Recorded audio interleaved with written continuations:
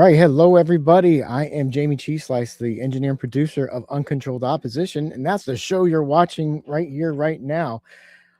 What you need to know about this show, if you've never seen it before, is we are a radio program first and foremost, and we have to record our session to put on the radio.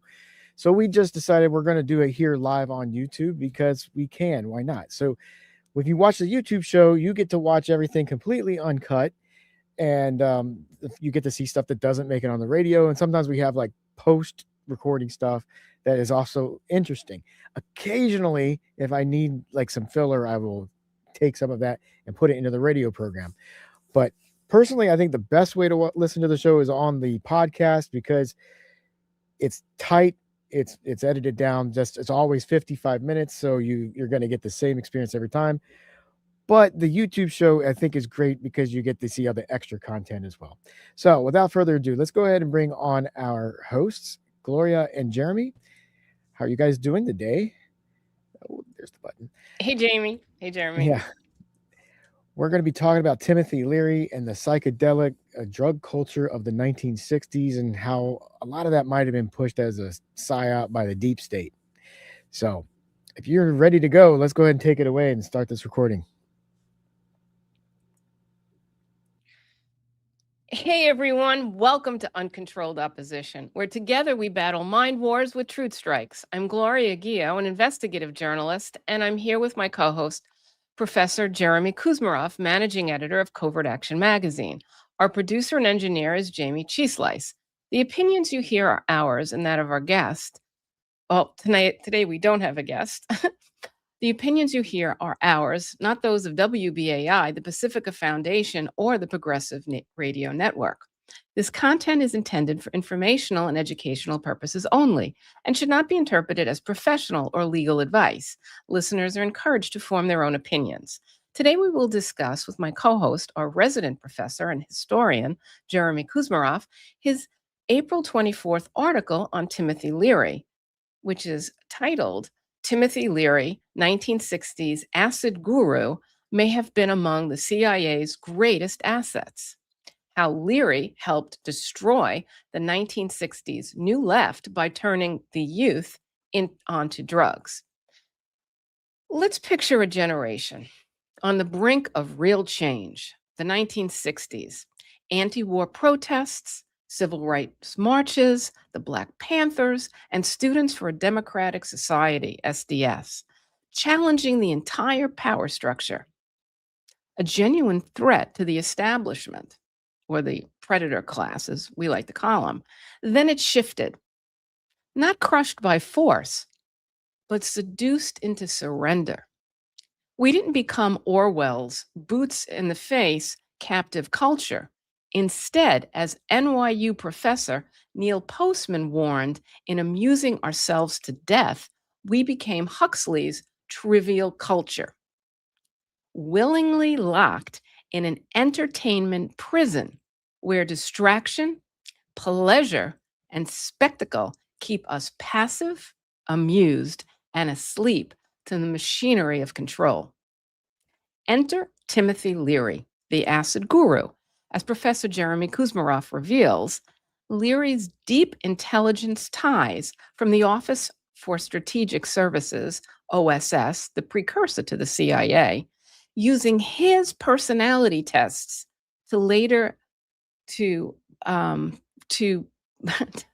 one more time, using his personality tests to later admissions of being a witting agent of the CIA. Remember, turn on, tune in, drop out. LSD as enlightenment.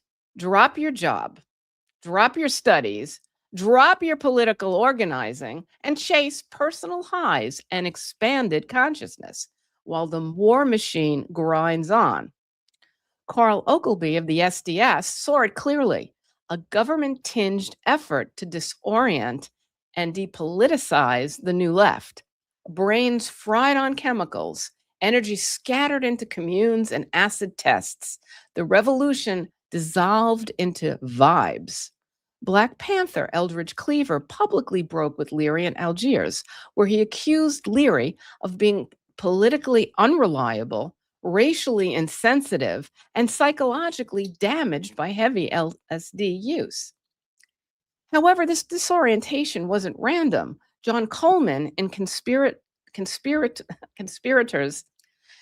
However, I'm having trouble today. However, this disorientation wasn't random. John Coleman in Conspirators,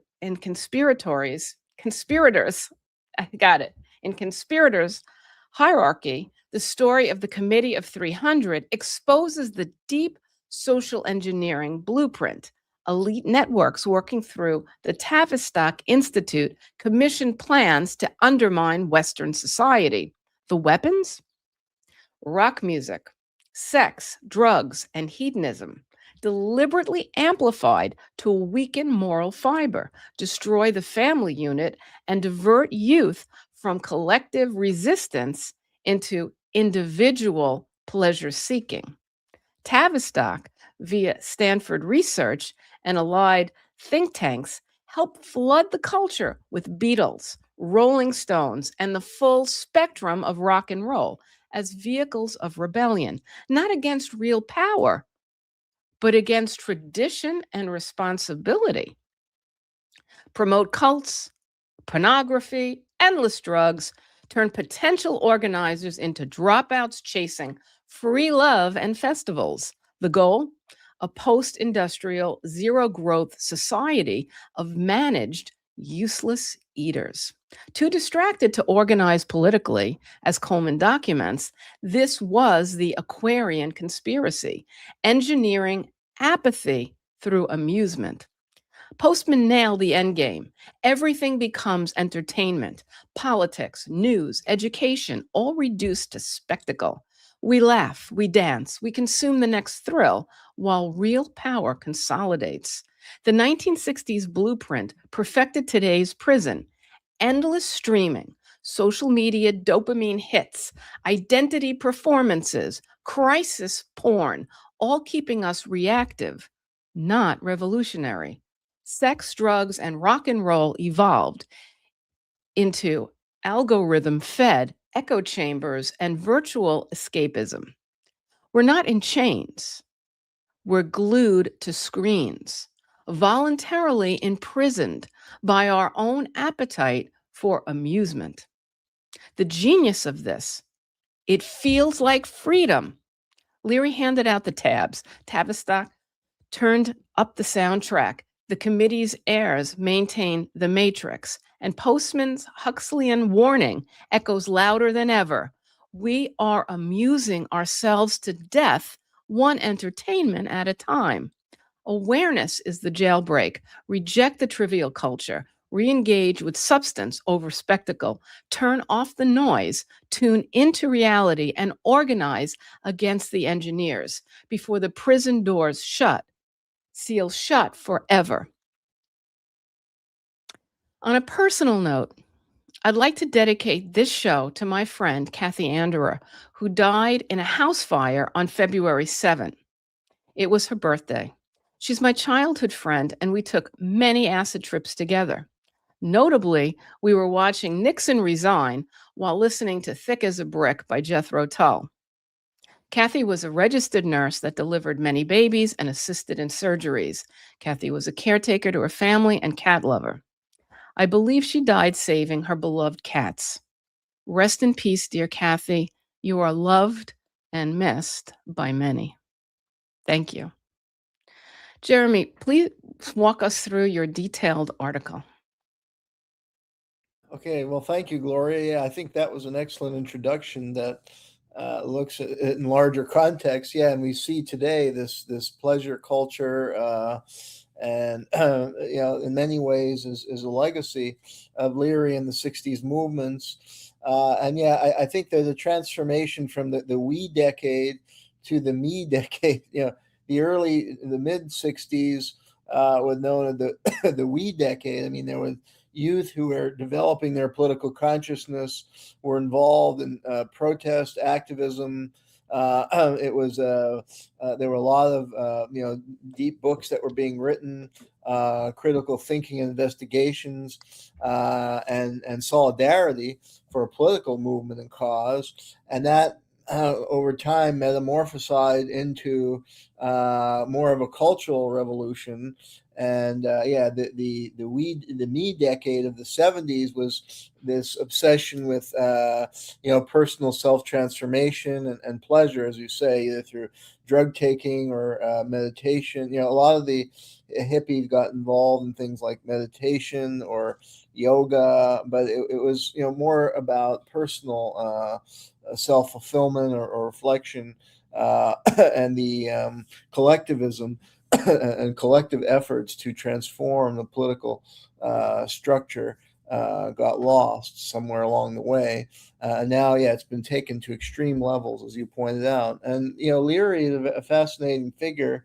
But I learned in researching this that, he himself admitted and said that he was an agent of the CIA, and I hadn't known that before. He cultivated this image of this anti-establishment figure, but in many ways he led the youth of that generation astray, away from the political activism into this self-obsessed drug sex culture that you described. But he was quite ingenious. They believed that they were bucking the system, and that this was part of their challenge and rebellion by taking drug and dropping out.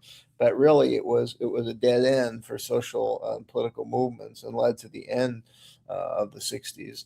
So I can go more into his background. He was a very intelligent individual. He had a very, very high IQ.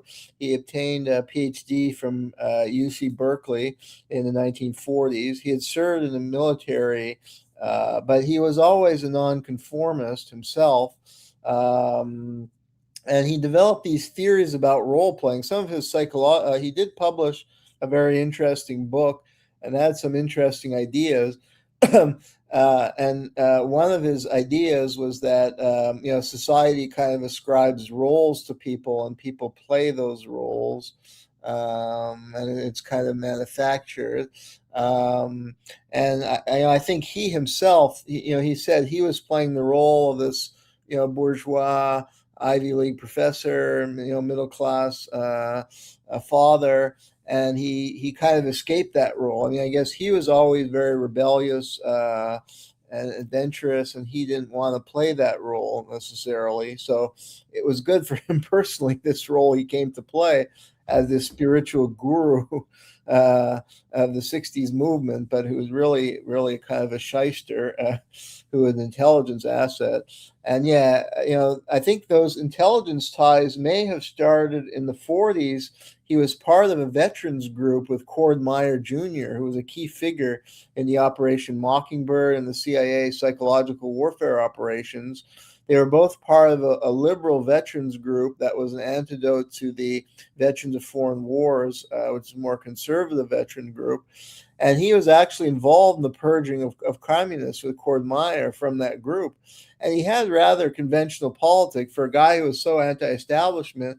He kind of embraced the Cold War, and they, repudiated Henry Wallace, who was more of a visionary, who wanted, peace with the Russians and the closing down of U.S. air bases. But Wallaceites were, I think, excluded from this purged from this liberal veterans group.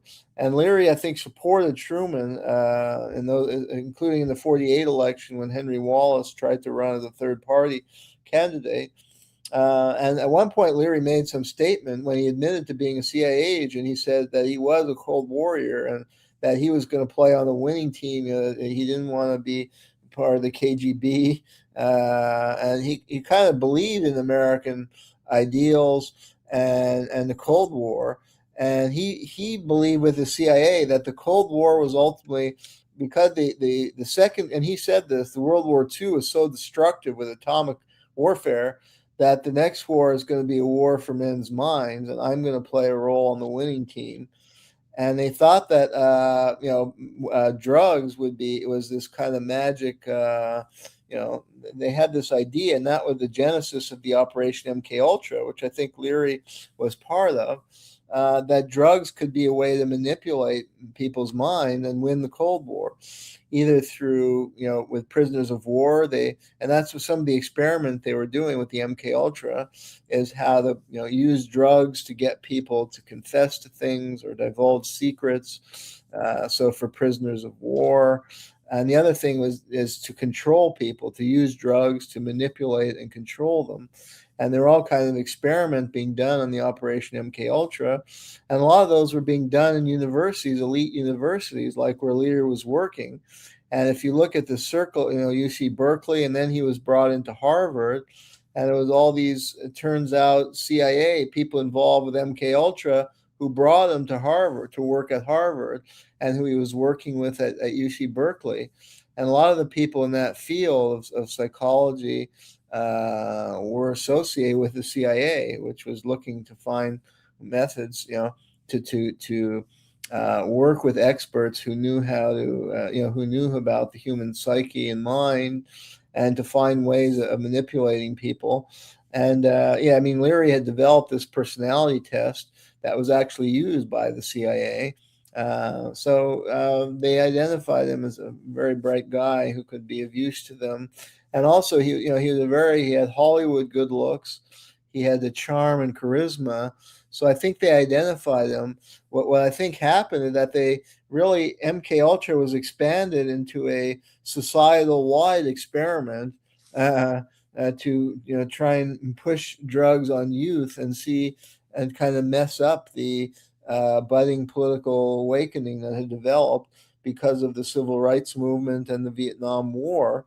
And so Leary was chosen as the key instrument to push drugs on the youth because he had the Hollywood good looks, the charisma, and he also had this background of drug experimentation and expertise in human psychology. And I guess he had the quality of a kind of cult leader, and that's effectively what he became. And they put him in touch. And it should be noted that Leary, I think in the 40s, he had developed some interesting ideas in 50s. He was quite progressive in some ways. In the psychology field, he was associated with the anti-psychiatry movement, which is a push for more humane methods in the psychiatric field. And he developed the argument that society was largely insane, and people who exhibited symptoms of mental illness were often or labeled mental illness, were often reacting in their own way to a fundamentally sick society. And that, I think, was an important recognition. And also, he's trying to humanize the profession. Because they're adapting in their own way to a sick and distorted society, the psychiatrists in working with them should be very sensitive. And it shouldn't be this domineering authoritarian relationship which existed in most psychiatry before, where they often use very draconian methods.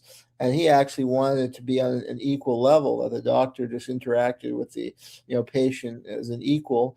So and then with drugs, he had some good ideas that were later taken up by some of his students and drug experts that challenged some of the harsh draconian drug laws of the Harry Anslinger era and the war on drugs. Like, he developed the concept of set and setting, that drug use, people's experience with drugs relates to the environment in which they take the drug and their mindset and frame of mind when they take it. So that the drugs aren't necessarily as poisonous. Not to say that they're good, but that the societal stigma and the attitude that was leading toward the draconian drug war policy was wrong-headed. Because often it was people's experience, it was the mindset and the environment they took the drugs, and that would affect the outcome of that experience. And some people would have actually very positive experience with drugs, which is why they would keep taking it. And he developed some experiments in the prison system where he would go into the prison, administer drugs in a certain environment, in LSD. He claimed that it had actually a positive impact. It was part of their therapy. But at some point, so some of his ideas I think were good in challenging the demonization, the kind of dominant attitude of drugs, and rethinking drug use, and also something related more to social environment and psychology. Because I did a study of drug use in the army in Vietnam, and a lot of the soldiers were not actually physically addicted to drugs. It was simply the bad environment of the Vietnam War and search for an escape in the war environment that they were taking drugs. And when they came back to the United States, they stopped using it. So some of his ideas, could be used to promote a more enlightened drug policy, not these, harsh, draconian criminal treatment of drug offenders, but a more enlightened one. But then he took it too far by, presenting LSD as this, holy substance that could lead to world peace and, societal. It would lead to a more enlightened society. If only everybody turned on to drugs, we would have peace and love, and the world would be a happy place. And that's the solution to social problems. And he presented himself as this kind of religious prophet, taking it way too far. And then again, they selected him because of his charisma, because he was a very, very smart guy. He had some credibility, given his academic career and books. And then they put him in touch with Marshall McLuhan, was a genius in marketing. And McLuhan gave him some suggestions. And one, I think, was just to develop like catchy slogan, because McLuhan had helped some company develop very catchy slogan, sell their product. And Lurie came up with a slogan, tune in, turn on, and drop out, which became the slogan of that generation. And like you were saying before, it got people who were... he also counseled him in clothing. I recall you wrote that he had wear love beads and, paisley shirts and grew his hair out a little long. Exactly. The spiritual guru, and and then the hippies were looking more at they were looking critically at American history, and how the Vietnam War was a product of American violence toward Native Americans. One of the things that I got out of your I got out of your article very much is that he was very useful as an infiltrator. And he tried to infiltrate SDS. He tried to infiltrate the Black Panthers. They were able to send him in and make these connections. And, people such as Eldridge Cleaver and Ogilvy, spotted him and spotted this as a COINTEL pro op, and ultimately rejected him. But he comes across as being extremely opportunistic, and I would say quite narcissistic in his activities. And one of the things that you wrote, and I don't know if you have information on this, was that he did get in trouble for sleeping with students. That was something that he was also interested in. And we've seen with narcissists in general that they like to blur the lines as to their role and other people's roles, so that they have access to whatever they want. So, if someone perceives themselves as a doctor or a professor, then there's certain rules that they have to abide by. If they blur those lines, then, they can basically do anything they want and get away with it. And it seemed that the more bizarre stuff he did, the more they let him do it, and he got away with it until, I think there was some prison stuff that happened. But, back to you, Jeremy. Okay, well, yeah, I agree with those points you're making, absolutely. And I think, they well, first with the marketing, then he gave a coup for his marketing program, and maybe McLuhan was advising him, that he gave an interview with Playboy magazine, which got huge publicity, saying that if you take LSD and for a woman taking LSD and sex, you'll have multiple orgasms each time you have sex.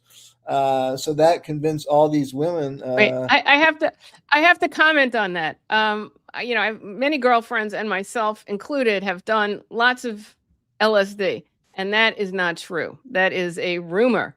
For the Well, most part, people become very asexual on LSD. You're basically watching, these patterns, these something called trails, where you're seeing things breaking up, where you're seeing people dissolve, walls dissolve, yourself dissolve and reform. It's not really a very sexy drug. It's really a very visual and sensational experience that you're kind of holding on for dear life if you've taken enough of it, and looking around, not necessarily being amorous. he was a con. At the end of the day, he was a con man, as the CIA, is. They manipulate people and they spread disinformation, and that was the impression he wanted to give, that it was this drug that would enhance, the sexual experiences, and lead to more, self-reflection, more creativity. I think all those things are myths. I mean, I don't think there's any great value. Some do disagree with me, Well, but I well, don't I, think I, I there's just value in taking LSD. It could lead people in a very destructive path in their life. But he was cultivating this image, and that it would unleash people's creativity, and that they could peer into their own consciousness and better understand themselves. So that was the image he was creating, and he spread this message very effectively. A very charismatic guy. So he became this spiritual guru, and he presented himself as a religious prophet.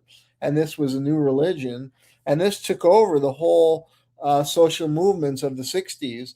And and the Bean event in San Francisco. Initially they had these large anti-war demonstrations, but then you had this big Bean event in San Francisco, and he was the main speaker. And most of the speeches at that Bean, there was only one, they said, who spoke about the Vietnam War, the guy Jerry Rubin.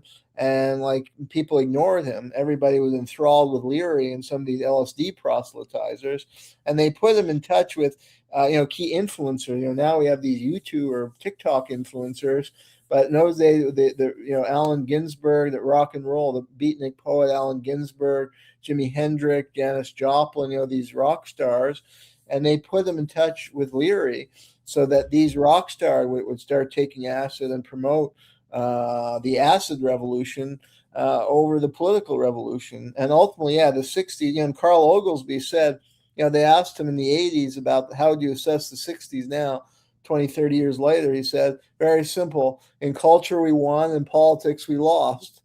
And that's what the ruling elite wanted. The Cultural Revolution didn't really threaten them. So that they wanted to steer, and that's your point about infiltration. That's what we should be tuned to it today. That the deep state, the intelligence agencies who have an endless budget, who are not dumb. Some people think that they're dumb. The government is just stupid people. Because you have a guy like Donald Trump at the helm. In fact, there are many very, very intelligent people, and they know how to manipulate and co-opt these movements. And they did so brilliantly in the '60s. I mean, you got to give credit where credit due. I mean, both of us realized it wasn't good for society. It was a bad thing, but it was brilliant that they were able to pull this off and mesmerize a whole generation of youth who were becoming politicized and more intellectually engaged, and got them to embrace this destructive drug culture. And it's a spin also into the now we see that the push on the left into identity politics. That's, I think, part of the co-optation, and that comes out of the '60s movement. I think that was another element, to get people fixated on identity politics instead of challenging the structure of the political economy and the warfare state. And they do it in numerous ways, I, today, a I, lot of I'd, which we can I'd discuss. like to interject like some of the things that I experienced with LSD and my friends' experience with LSD that were not negative. The big thing that there's a lot of drugs in the '60s and '70s, and especially in my particular high school where Kathy and I went, which was Obeth Page Plainview, and our high school was John F. Kennedy. And there was really a tremendous amount of drugs that were available, and the different drugs and alcohol have a different effect on the nervous system.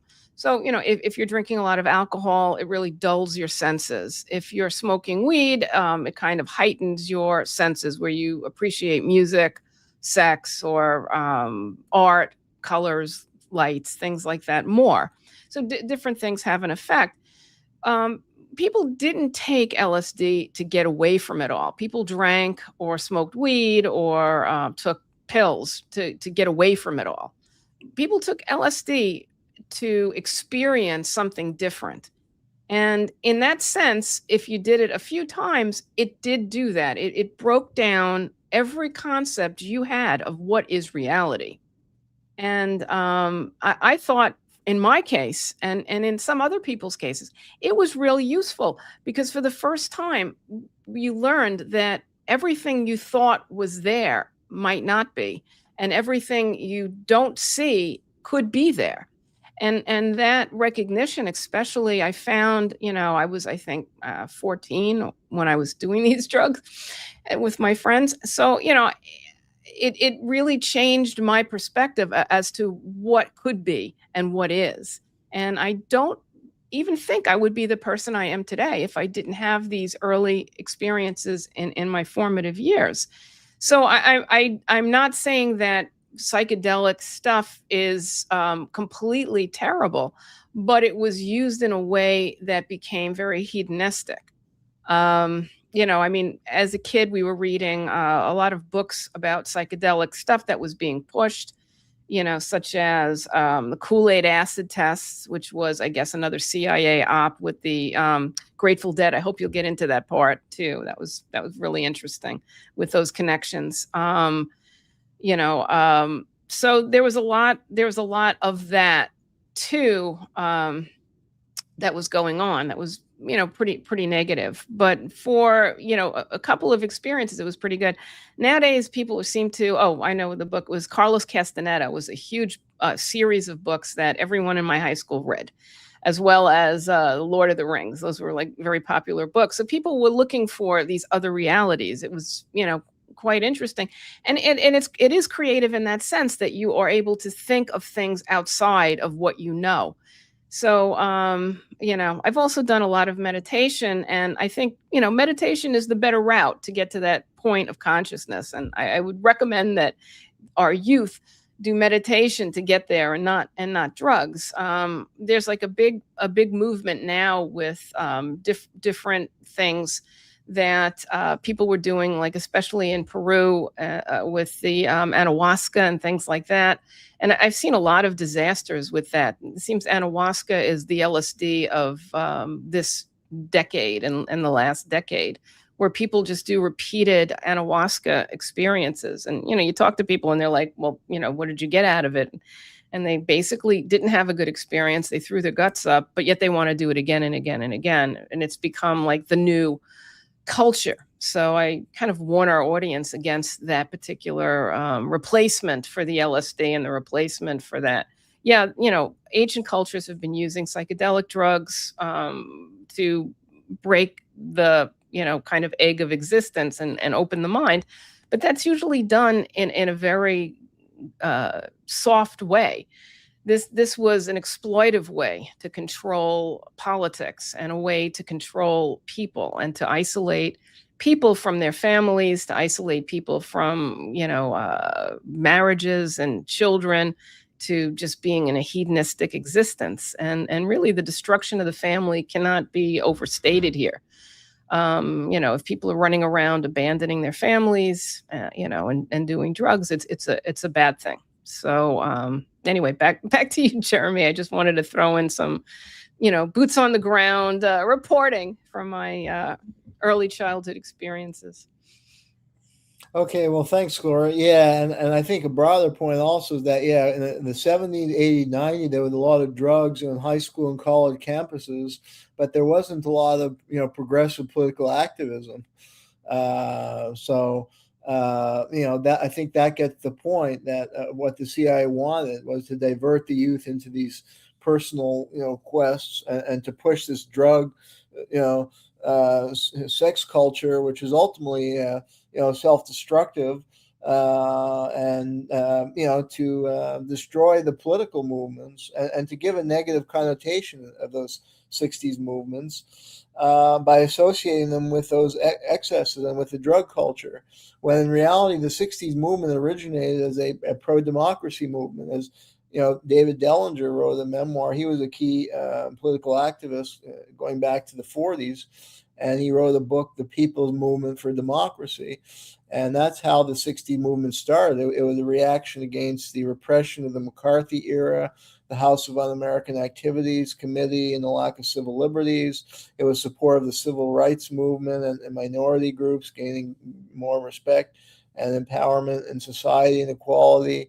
And it was a movement against the Cold War, foreign policy, and the Vietnam War. And you had the Port Huron Statement, which Tom Hayden authored, was influenced by C. Wright Mills, who wrote a very good book in the 50s, was a Texan Columbia University professor of sociology from Texas, who wrote a book called The Power Elite, about how American democracy was no longer really, that American government was controlled by an elite group connected with the military industrial complex and big corporations, and that hijacked democracy. So there was a real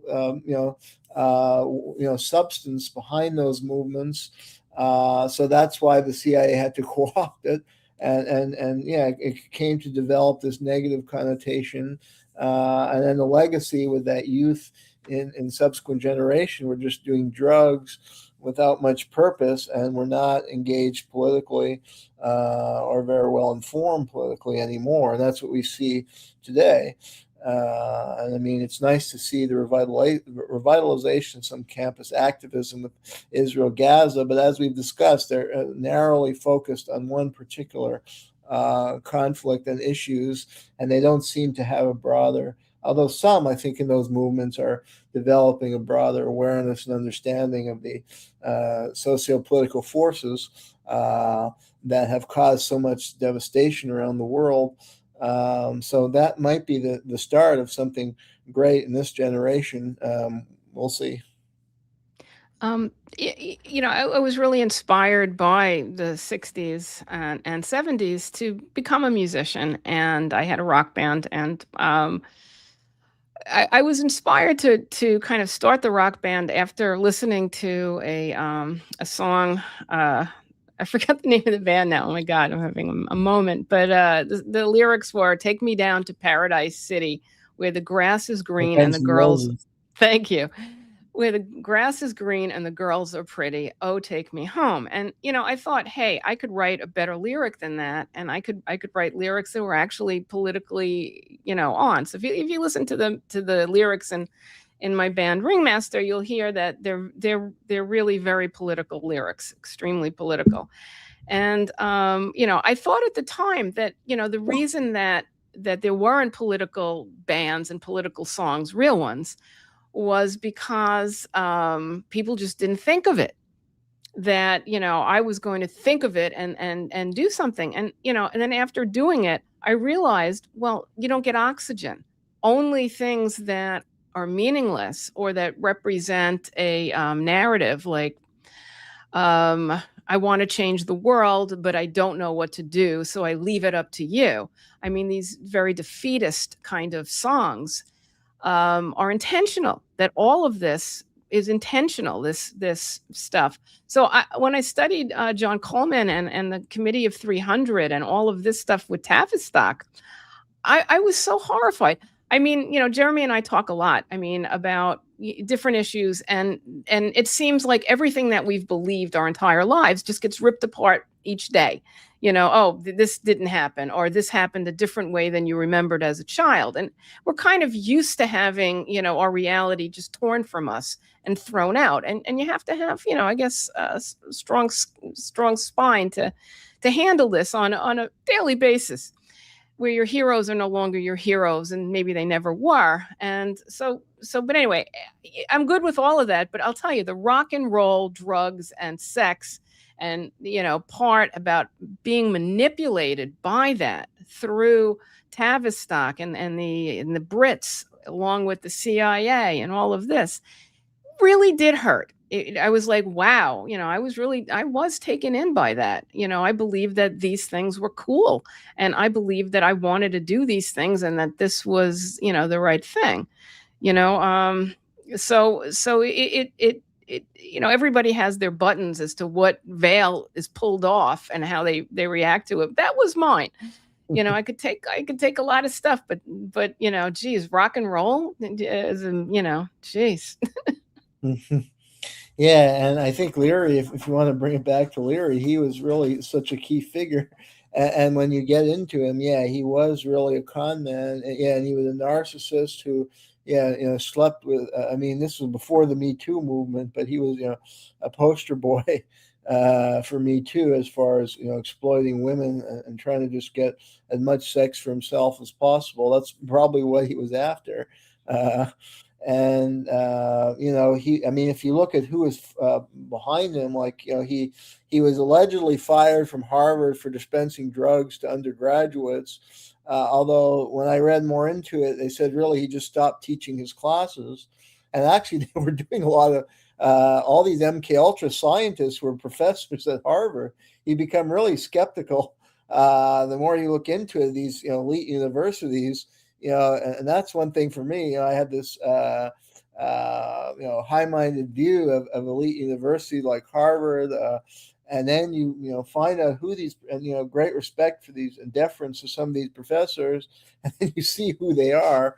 And but with Leary, yeah, so he just stopped, and I think it was actually a setup, like to make it seem like he was being persecuted by Harvard because he believed, in LSD with this magic drug, and he believed it so much, and he was working with the undergraduates, and they fired him.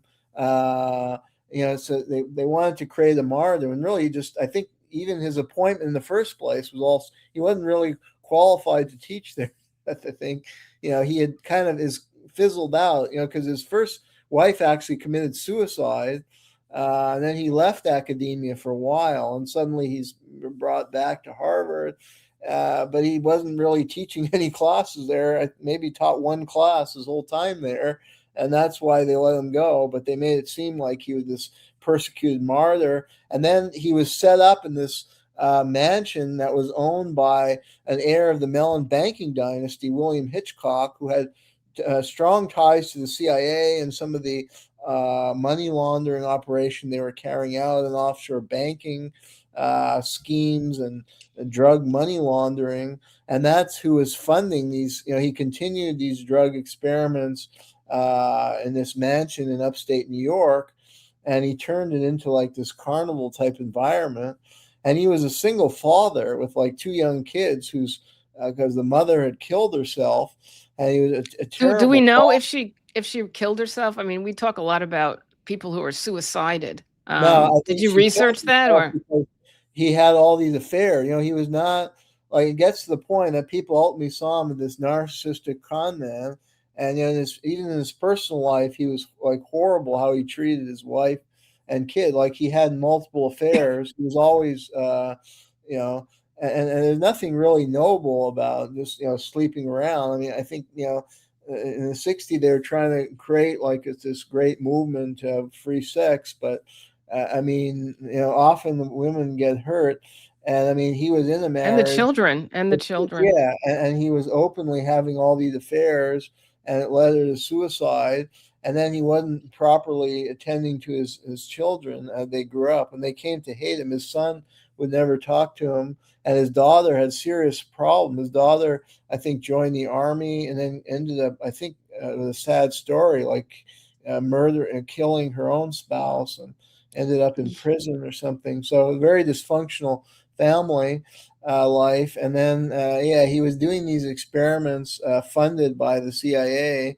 This guy, the Mellon banking dynasty, tied with the CIA.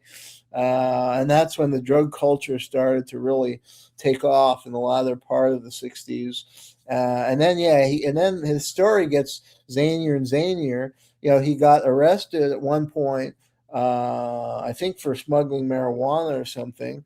And then he was put in jail, and somehow he escapes from prison with the help of the Weather Underground. There's a lot of suspicion about the Weather Underground because that was a COINTELPRO operation also to destroy the left movements by pushing these ultra radical and violent sects that carried out activity that would alienate public opinion.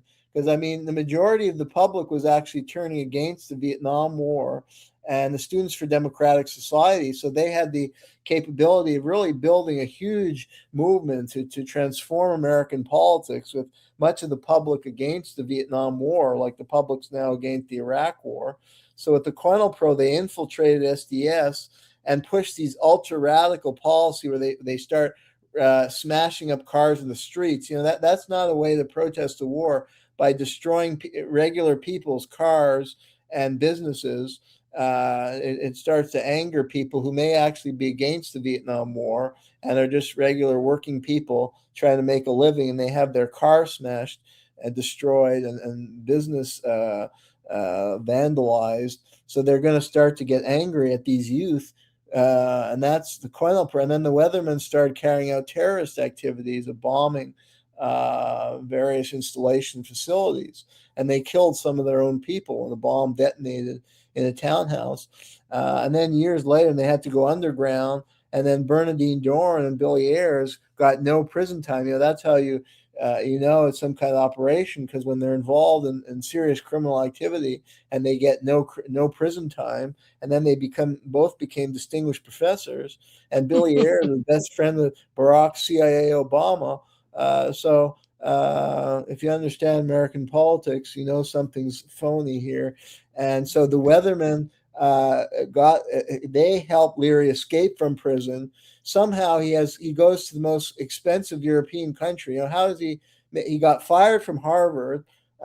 He's been in prison, and now he's being taken to Switzerland, the most expensive European country, and living very lavishly in Switzerland.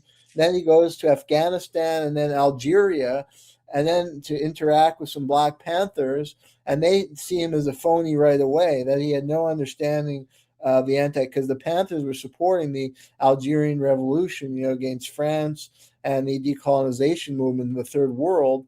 And they saw that and solidarity with African American, who they said were colonized people in the United States. And they saw Leary had no understanding of world politics and no solidarity with oppressed groups, in third world countries, the struggle of third world countries for sovereignty and independence. And they saw that he was a phony and probably an infiltrator. And then he was eventually, brought back to prison, but they didn't put him in prison. They sent him to this medical facility at Vacaville, which is where all the MK Ultra experiments were going on.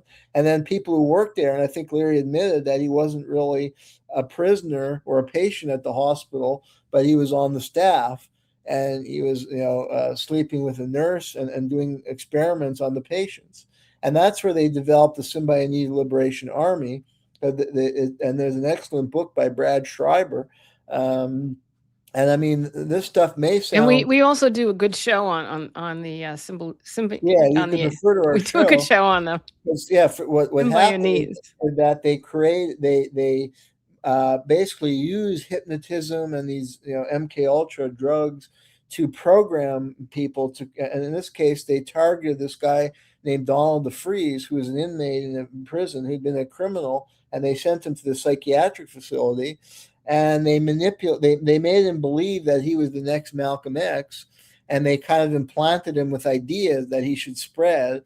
And it ultimately led to the creation of this ultra-radical sect called Symbionese Liberation Army, which was part of this project of discrediting the New Left movement and the progressive youth movement of the 60s, because he got youth to do destructive things. So with Leary, it was to do drugs. With the Symbionese Liberation Army, it was to carry out criminal activities and make like it was revolutionary. And they kidnapped the heiress Patty Hearst, an heiress of the Hearst family, one of the richest families in America, and they brainwashed her. They used the same techniques on her and got her to participate in some bank robberies and criminal activities. And then they issued these communiques with this ultra-radical rhetoric that would turn people off, calling all policemen pigs and calling for the murder of police officers. And Leary also embrace, and that's the kind of rhetoric of the Weathermen. And that's not the way to build a social movement, against war, and empire and inequality by calling all police officers pigs and calling for their murder. And Leary actually issued some statements with the same kind of rhetoric, saying it's like noble to kill robot policemen. And I think all that is just like CIA manipulation. It's not real. Regular people don't talk like that, and that's not the way to achieve a revolution. Also the way to achieve revolution is to have the military refuse to fight on a soldier by soldier or basis, or to have the police refuse to fight, or to arrest on a person by person basis. So if you alienate the police and the military from the students, then you don't have to worry about that knowledge and unification. So the goal is always to set groups against each other. You talk about three names that I think are really important in your article. One is Humphrey Osmond, the other is Henry Murray, and the third is Donald McKinnon. And in your article, you discuss their backgrounds direct with MK Ultra and the OSS and the CIA, and how they were involved with Leary at the universities, and how they kind of pushed him and put him in a position where he could gain notoriety. Correct. Yeah. That was the milieu he was operating with all these OSS CIA people in these universities who were involved with the MK Ultra and these brainwashing and mind control experiments. And with Humphrey Osmond, he was part of MK Ultra, and he was at different elite universities, and ultimately, I think, the University of Saskatchewan. And he was part of this British network with Aldous Huxley, who was a grandson of a member of the Rhodes. It was a Rhodes group associated with Cecil Rhodes and Alfred Milner, with this elite body in Britain that promoted British imperial interests and provoked World War I. And probably World War II. There's evidence they helped finance Hitler, the rise to power.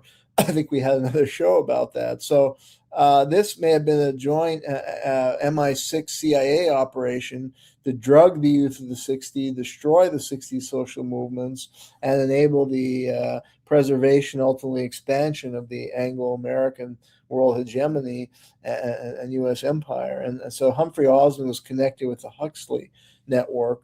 And Huxley had written The Doors of Perception, and he wrote actually a novel, I think, predicting the what a lot of what happened in the 60s, which gets to show that was kind of a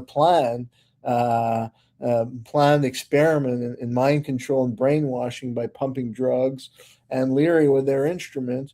And again, for reasons I went over, he was the perfect vehicle. This very charismatic guy, and he dressed, as your question was good about the dress, he had the right dress, made it seem all so subversive and cool, and he swayed the youth like a good cult leader. And then what was telling, after he in the after the 60s ended, a lot of the 60s activists still remained committed to the core causes, like Abbie Hoffman was a well-known leader of the Yippies. And in the 80s, he was still getting arrested, trying to protect rivers from pollution.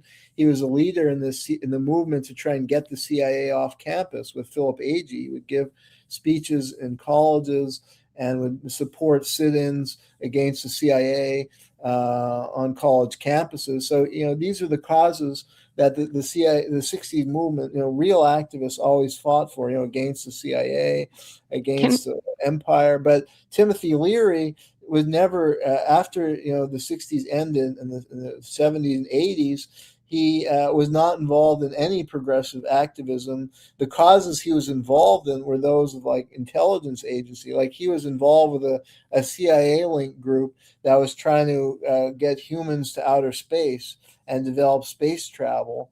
And that's more the design of the Pentagon and CIA. They want to control outer space as a way to control the entire world. Can you just mention how Leary was never a true progressive? Can you just mention quickly? We're running out of time, and I want to I think it's very important to mention Mary Pinchot Meyer, the ex-wife of Cord Meyer, because it tied JFK to LSD to Leary. Mm-hmm. Yeah, that was another woman Leary had an affair with, and she was the wife of Cordmeyer. He may have known because Leary was close with Cordmeyer, and Mary Meyer appears also to have been part of the Operation MK Ultra. Leary referred to him and her in his autobiography. He wrote a book, Flashbacks, an autobiography, which is a very important historical source. And he said that she came from the hardened world of the CIA. And she allegedly, according to him, she came to him when he was at Harvard, interested in LSD, and they had some trips together and lovemaking sessions. And then she went out and had an affair with JFK. And it's believed that they were doing an MK Ultra on JFK, that they were trying to control him since he was the president of the United States. She was pushing LSD on him. And I think he had some acid trips with her. And it may have been part of an effort to either control him, extract information. Maybe JFK was starting to change after the Cuban Missile Crisis.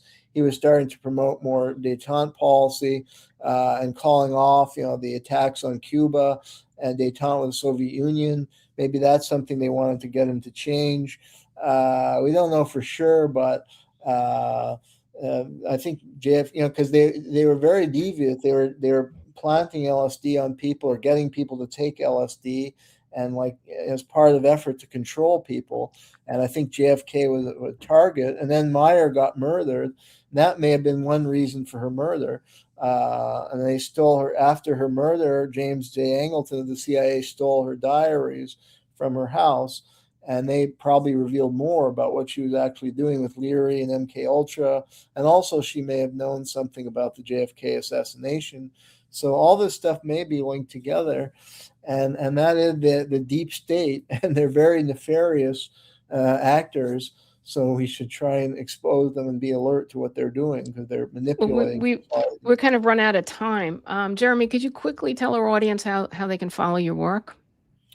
Sure. You can follow my work on Substack, Too Hot for the Mainstream, at Covert Action Magazine, and my website, jeremykuzmarov.com.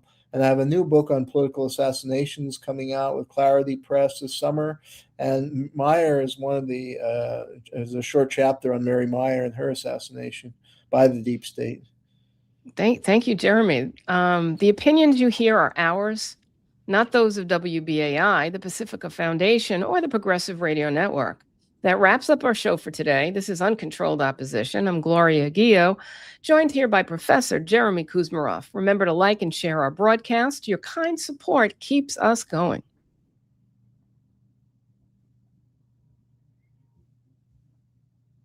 Please find us on Substack, Twitter X, and Podbeam. Thanks for tuning in. Hope to see you next week.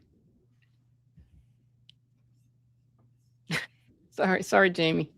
Okay, I think we'll end the show. I was wondering if you're going to catch that. Gloria, yeah, sorry, Jayme. Any other points you wanted to cover? I think we covered it. No, I'm glad you got the last four people.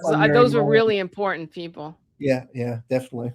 Yeah, I think it's really interesting when you start looking into this stuff and you're thinking about, well, what was I doing back then when all this was going on? And because I was just a kid, so all this stuff was way over my head. And so Gloria, you're a bit ahead of us. So you got to experience it started when I was I think it was first grade. And kids used to bring in their older sisters or brothers' record albums to the class for show and tell. And I remember in second grade, somebody brought in Sgt. Pepper's Lonely Hearts Club Band. So, we're listening to this, we're little children. And I'm thinking, wow, that is the coolest cover I ever saw. Lucy in the Sky with Diamonds, LSD. How about that? And they're telling us drugs are bad. But then you're getting this, amazing entertainment with these colors and music and layers. And, it was very enticing, I must say. And then the Stones, and the rock music was just fantastic. And then, I remember as a kid, the Stones live performances and the costuming, and it was a real spectacle. John Lennon's famous statement that the Beatles were bigger than Jesus Christ. And when you understand how much influence music and sex and how attractive it is, you see how they wanted to control this. And anytime a musician became kind of enlightened and started, being able to push back in any way, shape, or form that they didn't particularly endorse, they killed them.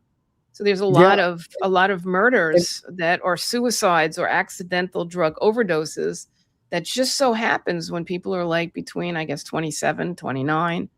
Which do seem quite suspicious. A lot of the LSD they were selling wasn't actually even LSD, and it was a lot of poison stuff. Well, I think it's also interesting to look how that culture that kind of started in the 60s kind of evolved over time and into the 70s, 80s, and 90s. I mean, I think you've seen a lot of artists who started to wake up, and they might started getting a little bit political in the music, and it was harder to do it in the 80s and 90s, and you had to sneak it in there where people didn't realize you're getting a political message, and a lot of people didn't really connect with them that's what it was.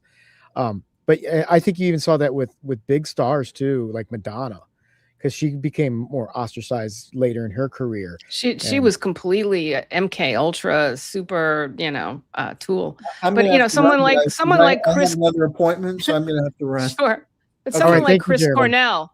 Chris Cornell was really writing some good material, and I do believe he was murdered. I personally believe he was murdered. Yeah, a lot of people think that Kurt Cobain was murdered too, wasn't a suicide, and I'm not sure where to be on that one, but that's an interesting thing to look into. And all right, Michael Jackson, what happened to him probably wasn't what a lot of people think. So, well, he was coming against Sony, so I think that was a big thing. Absolutely. And anyway, let's wrap it up. And yeah, let's go ahead and wrap it up. This is definitely an interesting topic. I know a lot of people would be interested. Actually, we got the most openings of the email on this topic. We talk about nuclear war. Maybe 30 people, 30% of our list open it. But this was almost 50% of our list opened it. You get sex, drugs, rock and roll. People want to know about it. Nuclear war, people, they'll skip it. Well, I mean, with the rock and roll though, you can get some good political messaging though. So it's not. Oh my goodness. I've tried my best. So it's not a total. Sorry about that. It's not a total departure from the politics that we like to talk here. Yeah, but you get shadow banned, which is what happens. I mean, I thought, I was so naive. I thought, oh, well, it's just that people haven't thought of this. No, they've thought of it. It's just anyone who's any good and says anything, that has meaning, it gets no oxygen, gets no air. And anything that's trivial, gets the big bucks. But some of it's still out there, and it's funny when you go back and revisit things that you listened to in your youth as an adult who's now got a lot more experience, a lot more knowledge about the world, and you see you start reading those lyrics and think about what they actually mean.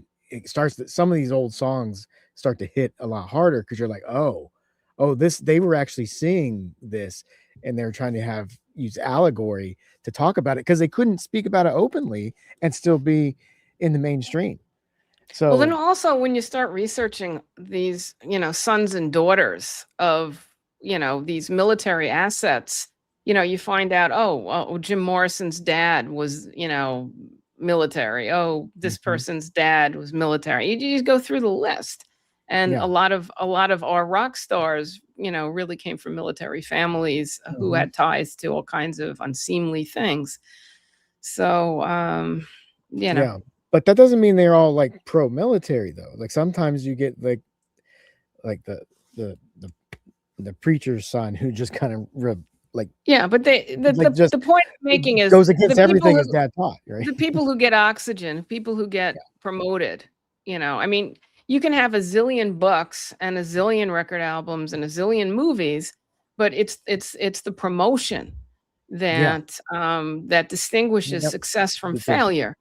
And if you Yeah, don't have 'cause the promotion, that's it. And, you know, we find that the bigger the truth, the least well, yeah, attention because it gets. the ruling class is gonna promote what is gonna benefit them, and they're gonna stop this whatever's gonna oppose them and maybe could make them lose power, and then they have complete, total control over our media, except for YouTube and what we're doing here, and they're trying to shut people like us down Well, they constantly. just don't put us in. The algorithm just suppresses Right. everyone who can see our show. You know, matter of fact, I sent out links to the show, and I'm getting people writing me, you know, while I'm doing the show, saying I can't find the link. Now I send out the links to Yeah. everybody, but all of a sudden the links don't work, or the links disappear, or you know, Yeah, and it's. I double checked the links that you I sent out, know, and they work, but I know. it's yeah, it's just weird. Well, for one of our shows, the one that we did on Julian Assange, they actually stopped it. They wouldn't let me send out promotional Yeah, material. I remember And that. then Yeah. after the show was over, they said, "Oh, we made a mistake. Now you can send your stuff out." I was like, "Really? Wow." So, you know, Yeah, we it's the not a free algorithm's society. vicious. We do not live in a free society, and Well, we sadly, can say whatever we want. No one can hear it, but we can yeah. say whatever we want. Well, actually, we can't. If we say certain things, we will get booted off YouTube. Anything with the C19 is off YouTube, and Well, anything that's with not as strict as it once was, but yeah, no, there it's was not that as time. strict, but still. Yeah, you still And got to be election careful. integrity is another one. If you get really good Yeah. on election integrity, you're allowed to talk about election integrity as long as you say, "Oh, the Democrats are doing it." Then you're okay. Or if you say the Republicans are doing it, then it's okay. Yeah, But if you you gotta say stay in that Overton window. everybody's doing it, they all are corrupt, then they cut you. No, the whole system's rigged. It's not a real we don't have a real Exactly. democratic process. There's no integrity in our elections, or very little integrity. It's I think our elections just don't matter at all. It's just for show, because we are Yeah. an Yeah. oligarchy, and the oligarchs do whatever the heck they want. We don't have Yeah. a say in it. Like, oh, we don't No. want you to go do all these wars. We don't want you to go to war with Iran. So a guy runs for office saying, "I'm not going to go to war with Iran," and what does he do? He goes to war with Iran after Well, you know, everybody votes for him. I just want to say, you know, the news is very depressing. Oh yeah, The only yeah. thing that makes me happy on the news lately are the Bolivians. The Bolivian peasants, man, they are fantastic. We need to bring them here and have them teach us how to have some integrity and guts, because they're just phenomenal. And also the Albanians. Wow. The Albanians are just amazing. They're just like Mhm. kicking out Well, you they're know, the angry, Trump but I don't know. and her Ivanka husband's I forgot the and Jared Kushner. and Jared Kushner. They're just kicking them out. I mean, they Well, are are so they? I mean, I know they're mobilized. angry and they're protesting, but I mean, I don't think they're going to win that fight. I mean, I hope they I fight don't know. to the bitter end. The fact that they're unified and they're all out there, I mean, they are a lesson to the United States. We are so propagandized. And, you Oh, know, we are. and back to, you know, Professor Neil Postman, you know, we are so amused to death here that we, you know, we just can't do anything. It's like you have a beer, you have a joint, you have Netflix, you know, and a Well, pizza. well, What they're else is making those there? things harder and harder It's to. pretty good.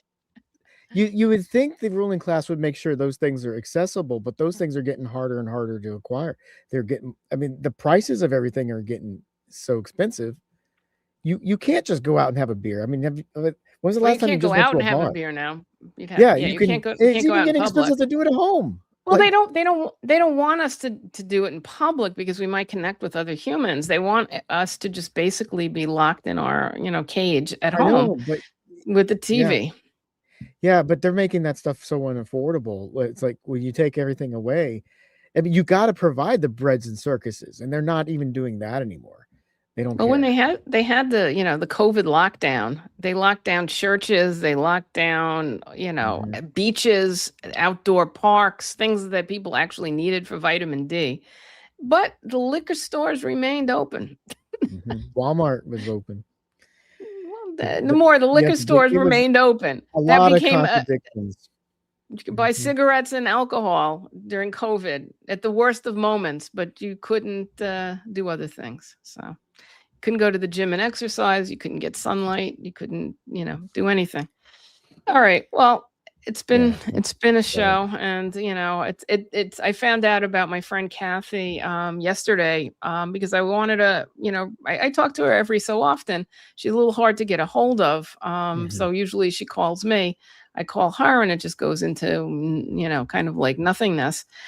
But I wanted to tell her I was doing the show, and I was going to talk about our experiences, when we were kids with Uh-huh. Yeah. LSD, and Yeah, because you didn't even her find out for phone a few months. her phone was disconnected. Mhm. And she has two lines. She has a line to the house and a line to her cell, and both of them were disconnected. So I was like freaking out yesterday. I was like, what happened? So, we have some friends in our old neighborhood, and they were going to take a ride by her house and see what was going on.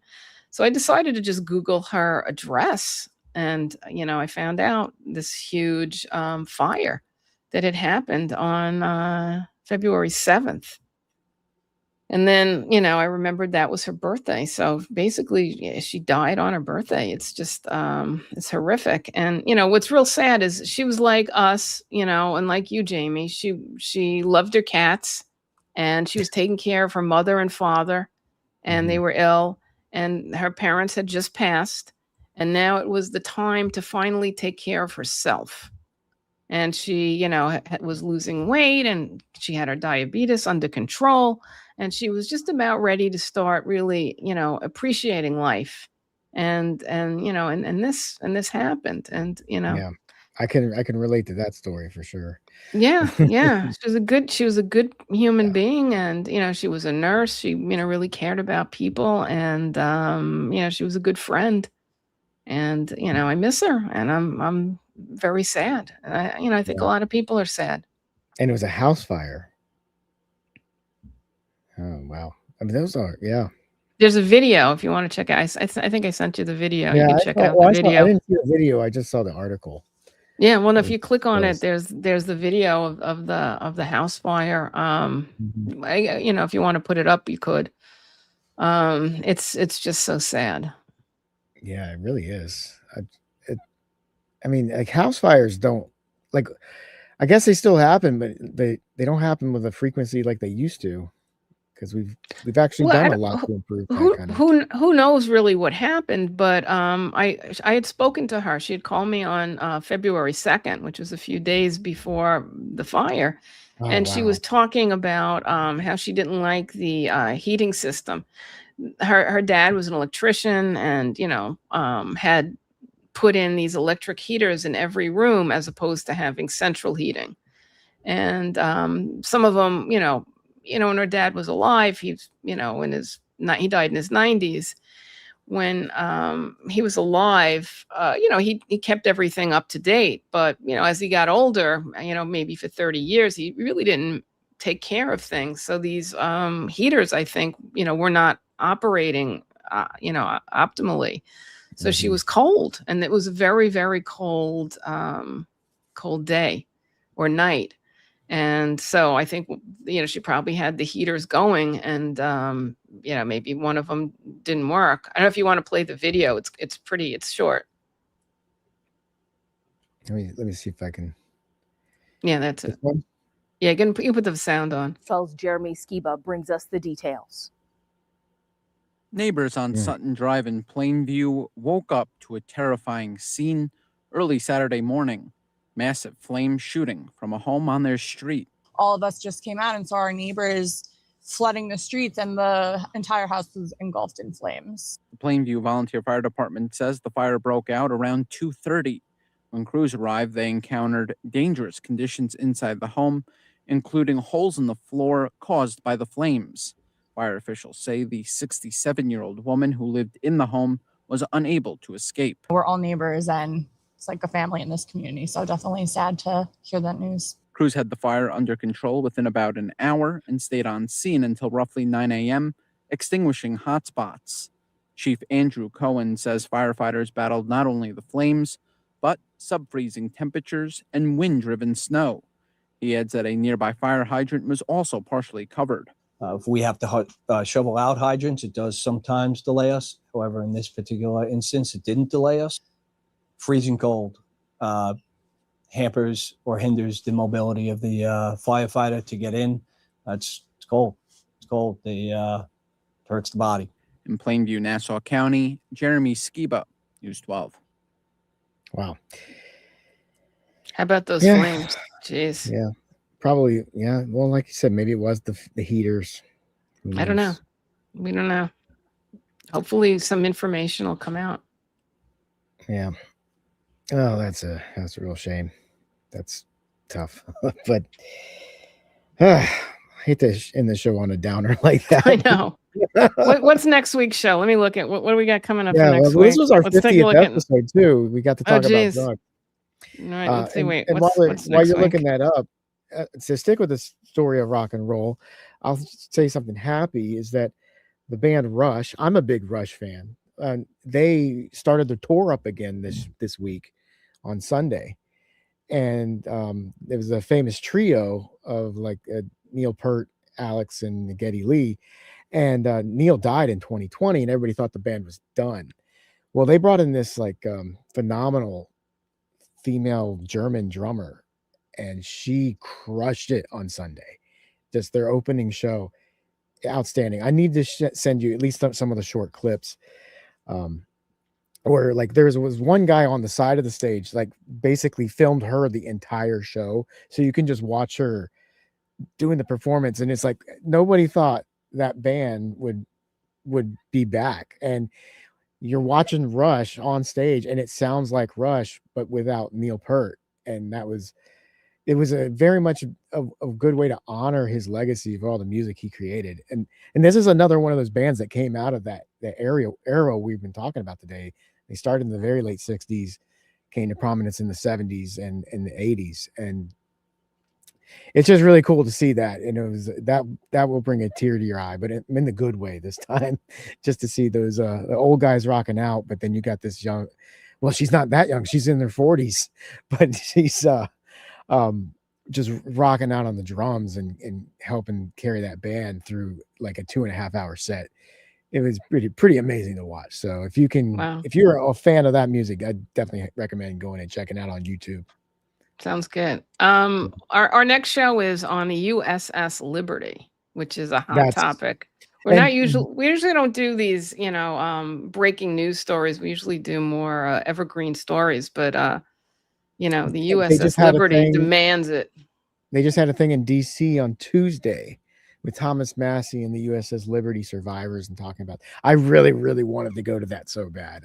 That was telling me I couldn't be up there for that one, because I think that's a big story that more Americans really need to know about. And I think more and more people are learning about it.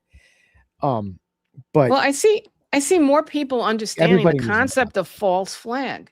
I mean, people, there was a time where nobody knew, false flag. What is that? What is that? What's a false flag? Yeah. And I think we've, brought that concept, not us individually, but I think all of us, collectively have brought the concept of false flag to the average person. People are now skeptical when something happens. They don't generally believe that it's the enemy we're told it is, Right. and if we understand history, then when things happen, in the present time, then we are less reactive, where we take, instead of just going, oh God, they said it was Iran that did it, so Iran must have done it. Instead of having that knee-jerk, instead of having that knee-jerk reaction, we stand back and we say, doesn't make sense that Iran would do that. It makes more sense that, another country would have done that and said Iran did it. But also, Patrick Henningsen made a good point on this helicopter thing. There's high likelihood that this was just an accident, that the helicopter went down, and you're doing all these flights in that area, and it's not exactly a safe place to be. Yeah. And this actually could have just been a helicopter accident. But when they use it and misrepresent it as if it was a hostile act, they turn an accident into a false flag. by Right. misrepresenting what it's supposed to be. So it wasn't exactly an intentional We don't know. orchestrated false flag, but they just take the opportunity to take something that wasn't to change the narrative about something and give a false narrative about something that really did happen, but make people think it was for something other reason. That's effectively the same as a false flag. Yeah, I guess And you could have the false narrative, a false yeah, flag. I yeah, mean, there's different approaches, and one that we discuss a lot is a let it happen event, hmm where you know they know if that something's something's happening, going to happen. They're and they making the don't stop it. plans. They've got this. They've got that. The CIA knows. The FBI knows. Everybody knows, but yet they don't stop it. Yeah, they're like, oh, we need this to happen so we need X to happen so we can do Y, and then get to Z. And that happens a lot. It's what was it called? It's like it's not disaster capitalism. It's the other one. God, it's related to that, where the woman who wrote a big book on this a few years Yeah, I ago. know. I know who you're thinking of. I don't remember it either, but I know what you're talking about. Yeah, it's like you're just ready to Yeah. take advantage of the incident. You've got a plan in place. You can't do it right now, so you wait for the right time and moment to be able to go and do it.